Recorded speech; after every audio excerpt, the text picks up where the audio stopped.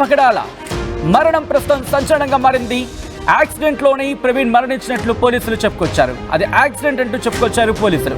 ఈ నేపథ్యంలో సీసీ కెమెరాల ఆధారంగా కేసు దర్యాప్తు చేశామంటూ కూడా చెప్పుకొచ్చారు. ప్రవీణ్ది యాక్సిడెంట్ కాదు, హత్య అంటూ వాదిస్తున్నారు మరికొంతమంది. మరి ముఖ్యంగా క్రైస్తవ సమాజం లేదు, ఇది హత్య అంటూ చెప్తున్న సందర్భం. ప్రవీణ్ ను స్కెచ్ వేసి చంపేశారంటున్నారు మాజీ ఎంపీ హర్ష కుమార్.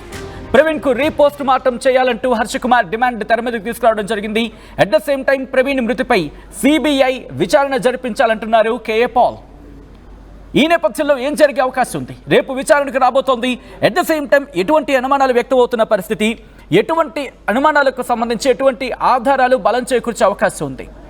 దాంతోపాటు సిబిఐ విచారణకు వెళ్లే అవకాశం ఉందా? ఒకవేళ వెళ్లాలంటే ఎటువంటి అంశాలు పరిగణలోకి తీసుకుంటుంది? At the same time court ఎటువంటి అంశాలను పరిశీలించడం జరుగుతుంది? ఎటువంటి అంశాలు ఆధారంగా ఈ కేసు కీలక మలుపు తీసుకునే అవకాశం ఉంది? ఎందుకంటే కొన్ని ఫుటేజెస్కి సంబంధించి వాళ్ళు అనుమానాలు వ్యక్తం చేయడం జరుగుతోంది. హెల్మెట్కి సంబంధించిన అంశాలను వాళ్ళు ఇక్కడ అనుమానాలు రైజ్ చేయడం జరుగుతోంది. దాంతోపాటు ప్రవీణే కాదంటూ ఇంకొక అంశాన్ని తెర మీదకి తీసుకురావడం జరుగుతోంది. ఇది యాక్సిడెంట్ కాదు, ఇది ప్రమాదం కాదు, ముమ్మాటికి హత్య అనే అంశానికి సంబంధించి పెద్ద ఎత్తున చర్చ జరుగుతోంది. ఈ నేపథ్యంలో అసలుకి ఏం జరిగింది? ఆ రోజు పోస్ట్ మార్టం దగ్గర ఉన్న వ్యక్తులకు సంబంధించి ఏమంటున్నారు? అట్ ద సేమ్ టైం క్రైస్తవ సమాజం ఎటువంటి అంశాలకు సంబంధించి క్వశ్చన్ రైజ్ చేయడం జరుగుతుంది? ఎటువంటి అంశాలని ఇటు కోర్టు దృష్టికి తీసుకెళ్లే ప్రయత్నం జరుగుతోంది.